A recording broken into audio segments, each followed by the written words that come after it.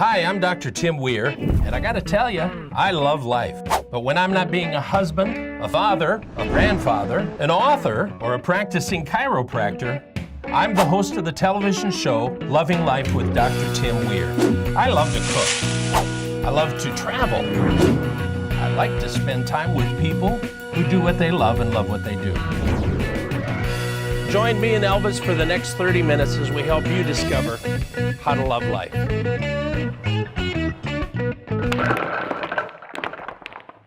You know, I love pets, love dogs, love even cats.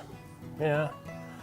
And if you know Izzy from Izzy Animals, Izzy just got one of these, and it's a hedgehog. She wanted to be here today, but she couldn't be. So I'm with Dave and Lori. They're from Dave's Domestic Hedgehogs. How cool is that? Dave, thank you for being with me. Thank you, it's nice to be here. Lori, thank you. Thank you. So we got hedgehogs. What are they related to? The closest relative to a hedgehog is actually a shrew, or a mole. Really? Yes, sir. They are not rodents, although they used to be classified as rodents. They are actually called Rhinoceridae, which is a category all to itself. I was going to call them that. I'm sure, yes. Yeah. Now, not related to a porcupine. That's correct. Now, isn't that weird? The only similarity is they both have quills. Yeah. So here are these little guys. These are little babies. These are the older ones. That's correct. Is one of these the parents of these? No. Oh, okay. That's why they're acting like they don't care if they're around. Right. Yeah. So we got, these are older. How old are these? Look at this little guy here. These are roughly You guys get involved here with these things. These guys are roughly 6 to 7 weeks old. Really? And they ball up like that when you pick them up. Now, how cute is that? Look at that. That'd be a great little picture. Now, do they come out with the quills on? Very short quills, and actually when the air hits them, they grow very fast. Really? So within 48 hours, you can see that it's actually a hedgehog. Now, are these all from the same litter? These are sisters, yes. Okay. Because this one's a little tinier. Right, all different sizes. So, you women who think your birth is traumatic, listen, if you had to come with these things coming out, it'd be a different story. Yeah. So, let's talk about, because, you know, having a dog is a lot of work. It is. But, you know, most people know how to take care of a dog, kind of. How do you take care of these guys? Look at those little faces. Look at them. When people ask us how to take care of a hedgehog, their first response is to tell them it's actually a lot like a cat. They are nocturnal like a cat. They eat cat food like a cat. They will curl up on your chest and take a nap like a cat. And they're actually very similar. And they use kitty litter like a cat. They can be litter box trained like a cat. By the way, see this red mark on the back of this one?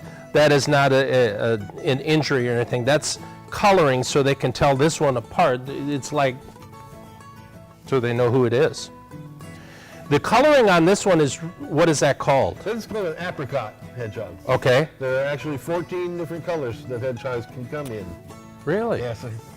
We don't have all 14, but we have an You're trying though, aren't you? That'll be good. We're working on it. This is called a salt and pepper. Okay. This one is called a pinto because of his spot, like a pinto horse. Wow. And then the apricot. So I want to pick this one up. What do I do? Just scoop under? Scoop underneath it. And they make a little snorting sound, don't they? They do. And they're a little rambunctious too, aren't they? Look You at can that, see look that at they're little soft on their face. bellies. Oh, look That makes at that. it easier to pick them up. Children, talk to your parents right now. Mommy, I want a hedgehog. Make great pets? They make great pets. Our number one client is ages 9 and up. Okay. Any younger than that might need some parental supervision. Yeah. It's not exactly a pet for a young child. So you met Izzy. She We came met out Izzy. and she knows her stuff, doesn't she? She was very impressive. Yeah. So, can people just get a hold of you? Do you, like, because we got people in the course of shows in North Carolina, but it's also nationally. they can go to your website. They can go to our website. We've got pictures of all the available babies, as well as some information on how to raise hedgehogs. Okay. And we work by appointment. We'd be glad to have them come out and see what we have available. So it's important, though, that people realize what they're getting into, study up a little bit on what hedgehogs are like. Definitely. And you got that on your website? We do. Okay. How cool is this? He likes you. Yeah. I'm very likable. Oh, you're a very likable man. Yes, Yeah. you are. Listen, go to their website, check it out. What a great little animal, little friend for, and not much space either. Dave's domestic, what'd you say? Domestic, hedgehogs.com. All right, thanks guys for being with You're me. very welcome. Thank you. How awesome. Go to the website right now. Thank you.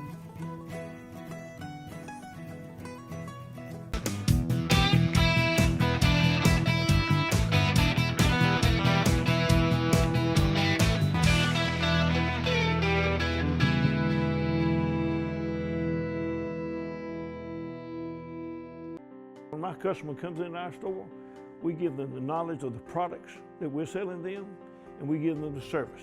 As an independent hardware store, we stock our store with the products that we trust. Traeger grills are a leader in the pellet grill industry. People come from all around to get Traeger wood-fired grills from us. We're a family business, just like their family coming in to see us. We want them to be part of our family.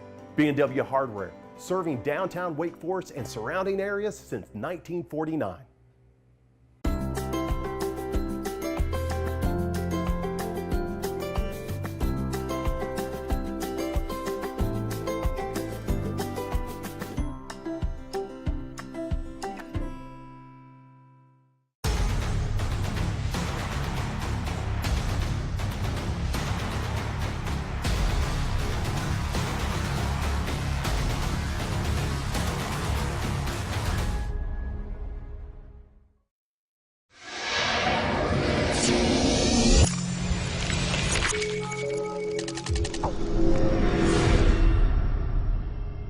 Well, we're with Pam Falk here at Carolina Tiger Rescue. Pam, this is absolutely fabulous what you're doing. Thank you.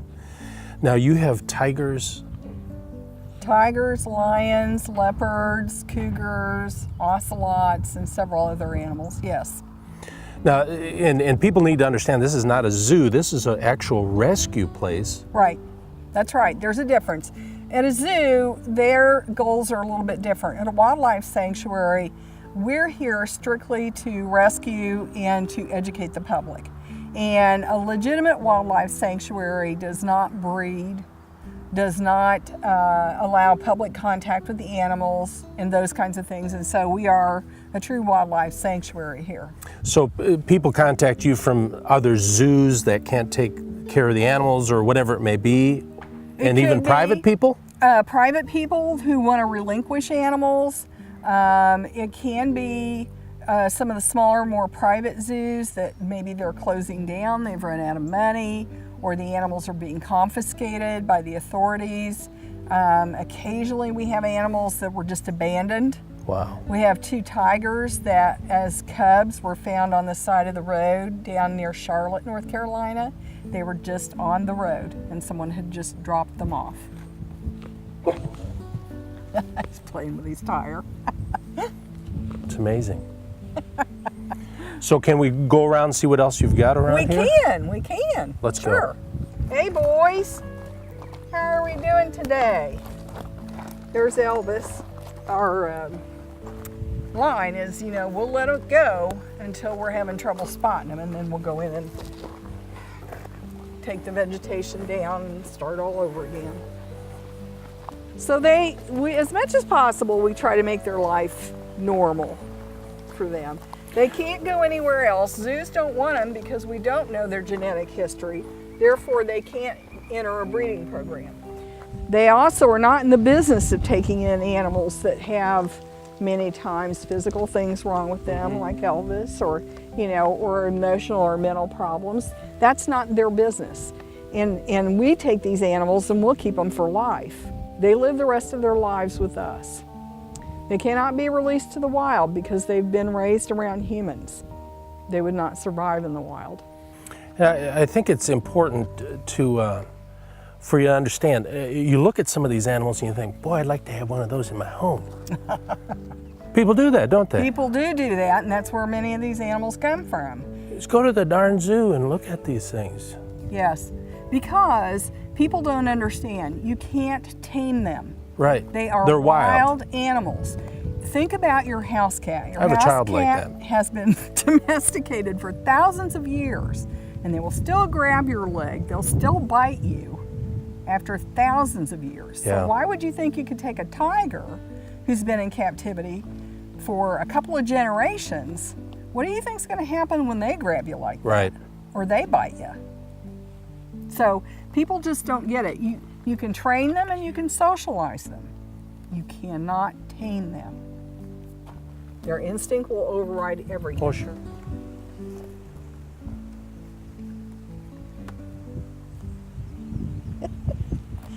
Hello. Hello. How are you this morning, buddy? They moved your platform. Boo. And as they get older, they're going to start having arthritis problems. They're also lower in the front than they are in the back, which is not characteristic of tigers. Sometimes we get them in too, and they've been declawed, and that is just terrible for them as they age. Oh, yeah. It would be like us walking on our wrists all the time. Mm. And as they get older, it becomes quite painful if you don't do surgery. Hey, Fenimore, this is an unexpected treat.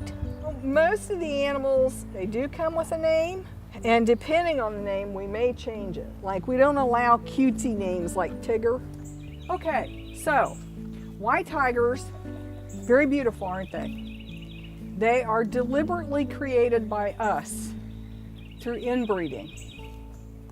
And so, it's a terrible industry that results in countless cubs having to be destroyed because they're not show quality white tigers.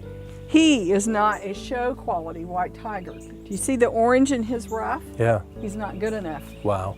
And so all of those animals, if they can't find a sanctuary to take them, they're destroyed. We have a set of core values now that would not permit us to take him because we're not going to aid and enable breeders to continue to do this. And if they have somewhere to dump the animals, that just helps them. Sure. And our core values is that these animals should not be pets, they shouldn't be used for entertainment, and they shouldn't be bred outside of a species survival plan. So, I think it's important for people to understand, because people are always looking for something. Mm-hmm. Find a need and fill it. Mm-hmm. And you've done exactly that here. Yep, we have. We have a lot of help. We have over 150 volunteers. Did you hear that? Help us run this place. So people can come and volunteer. They can. People can make donations. Yes.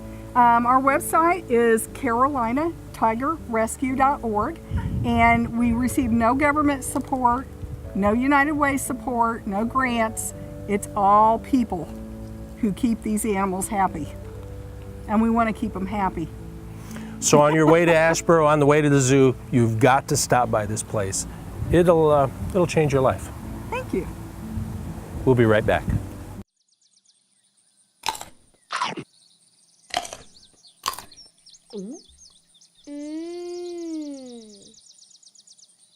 Hi, this is Dr. Tim Weir.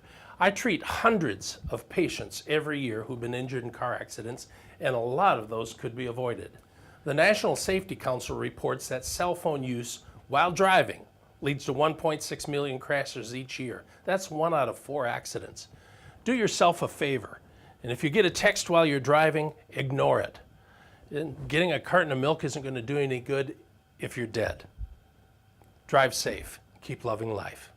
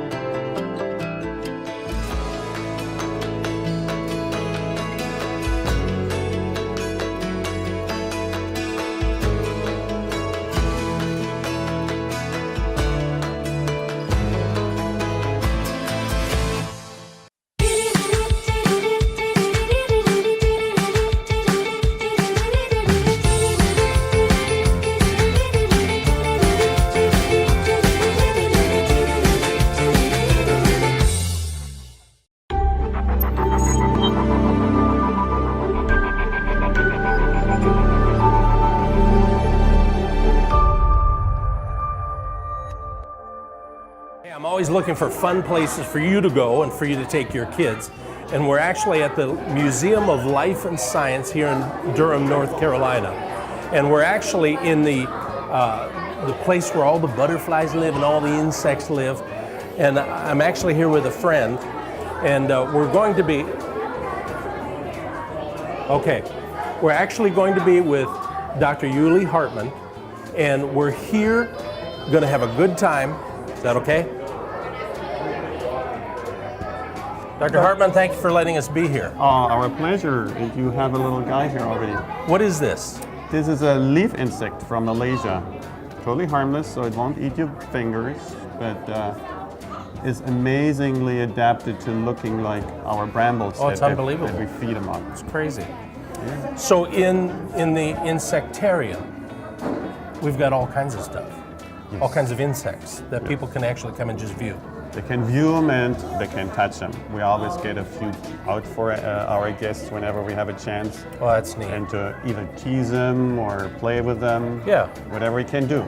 But most of these insects are tropical. We have a few local ones, like we have our beehive. That is a variety we have here, but it's for the most part tropical, means bigger insect. Well, you aren't just kidding. Scarier insect. Well, let's take a look around and see what's in here. The world's largest tarantula species. It's going to be even larger than what it is now. Really? And we don't play with her, so I won't give her into your hand today. Well, thank you. Appreciate it. For your health, I think it wouldn't Yeah. be so good. She can bite, like all of our tarantulas can bite, but she has never been played with. Yeah. We have a few in the back that you can play with. And, So is that poisonous? Quite poisonous to the human? we wouldn't try it out. I don't think you don't want to feel good. It will probably be more painful than knocking you completely down on the floor and you need hospital stays. Now, what are these? It's a relative of what you're carrying there. It's another form of stick insects. They camouflage. They look like sticks as babies. Now at this size, of course, they're obviously a little bigger. Yeah. The group is called phasmids. Phasmids are all plant eaters. Hey. And sometimes they rear up to look dangerous, but they can't do anything to it. Now, she's kind of pulled up the tail like almost like a scorpion looking like thing. Probably defense mechanism Yeah. to freak us out. And with kids and most adults as well, it works. Yeah. You can try it on some You don't people. scare us. So if you want to, we just put this on you as well. You know, it really matches my clothes really quite Looks well. don't great. you think? I just don't want to fight here between these two. Hey, Doc, I think you got cockroaches in the place. I just didn't want to say it out Oh loud. no, what a mess. Yes, we have roaches here too. We have actually 3 different types. These are from Madagascar. They're hissing roaches. And again, is one of the things we can play with and tease our school groups, particularly the older children, to scream. That's a good thing to do. Yes. Now this is a rhino beetle. Comes also from East Asia. Lives in the woods there. This is a male. And it lives about 3 to 6 months when we get them as adults. Has a life cycle, of course, of over 2 years as a little grub underground. And it's totally harmless. These are just like antlers on a deer. This one is the horn that can move and then it can pinch. But these two can't come together and pinch No, you. these can come together, so I'll stay away from Yeah. touching the wrong way, and we can shake hands with them too. Look at him, he's reaching out. Yeah. And they can fly. Wow. So if it all of a sudden flies into somebody, Yeah. oops, hard to get them back. That's all there is to it.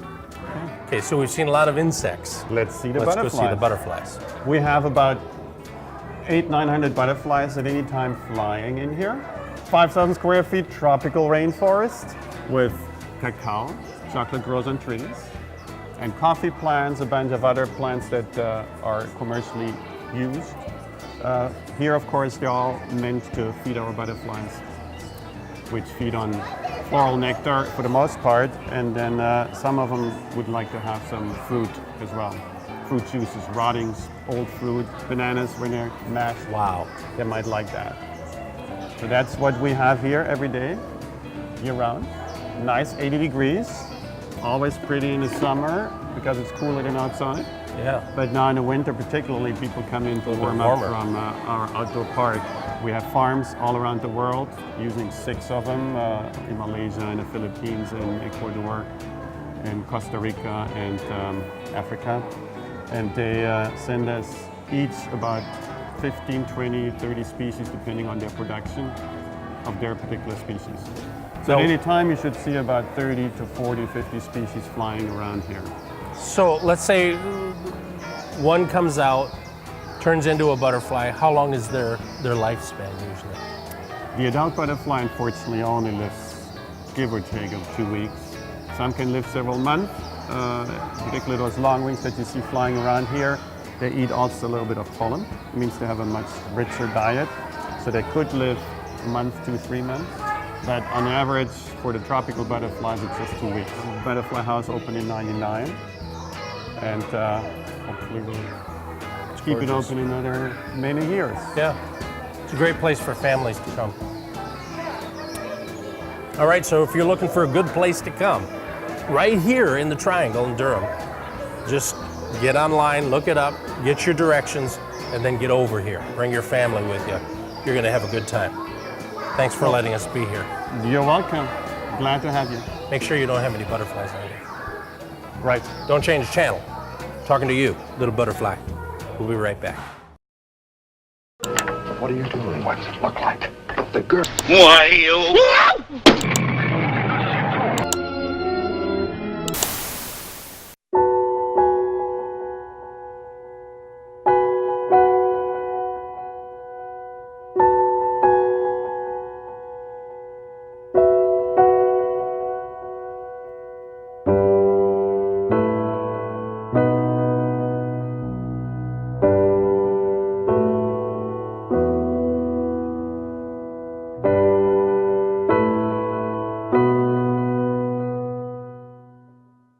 Uptone Pictures is a full-service script-to-screen production company which can help you create the proper messaging for any number of applications, with spacious state-of-the-art studio offering green screen, mocap, and practical stages, along with a team of professionals who will make you and your business shine.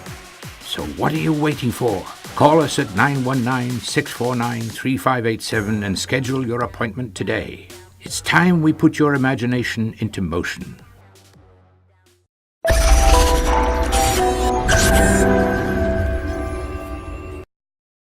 I want to take a minute of your time today to talk about 3 initials, PTC. PTC stands for Present Time Consciousness. And all it really means is be present where you're at right now at this very moment. We tend to get away from that. We tend to focus on things that take us away from where we are right now. There are so many people who spend time not here, but back here. There's so many people who get stuck at a particular area in their life and they can't get past it. Whenever they try to do something, they go back to that particular moment in history or that time in history, in their history, and it stops them. That point in history comes up here and you can't see anything in front of you because you're focusing on that point in history. And then there's future. You got your mind so far into the future that you can't think of what you're doing right now. And I'm telling you, I love the future. I love goals, but I'm not gonna live there. I'm gonna spend my time working at where I'm at with that in mind, with this in mind too, because you can't erase all your history. History made you where you are today. Your future is gonna pull you there. Realize that those things are all there and they're important, but where I'm at right now is vital. Now, if you find yourself stuck in a position where you're really not present where you should be, here's just a simple thing for you to do, and I do this a lot. Go outside, take a walk, and just start looking at stuff. Look at all the stuff that's around you, and all of a sudden you feel yourself kind of coming out of that. And then go back and try to do what you were doing before. Present time consciousness, I'm telling you, it's a key if you want to be a success in life. Being here right in the now. Present time consciousness. Let's practice it together.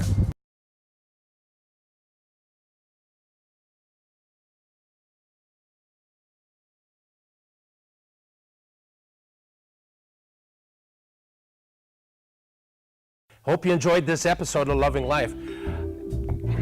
Come on, go get the kids a hedgehog, sweet little things.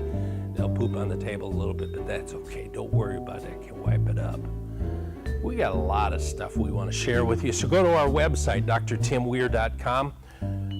You can even go on Facebook on these things. Come on, Facebook, Loving Life with Dr. Weir, Twitter, Instagram. I want to keep in touch with you. You know, it's all about love and life. You only got like 80, 90, some of you even get 100 years, you squeak it out of this thing. I want you to enjoy every single second of it.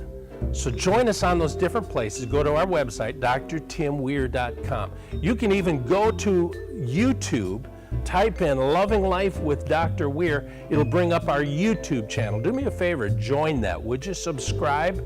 And every once in a while, we put new segments on there and it'll help you keep up.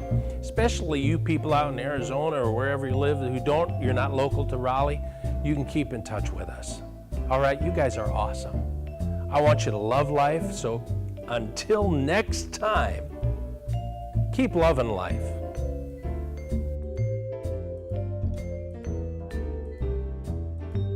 And your website is, www.davesdomestichedgehogs.com. Okay.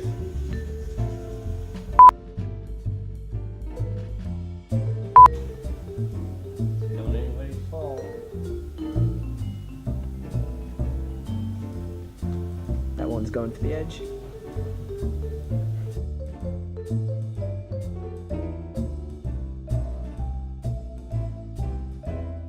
Do they have albinos too? They do. Do Yeah, they? they're usually with the red eyes. Red eyes? Usually it's a genetic thing. The albinos are either blind or deaf, or sometimes both. What? Give your best gift to the Lord. Come on. I don't want to hear any chink, chink, chink, chink. I just want to hear,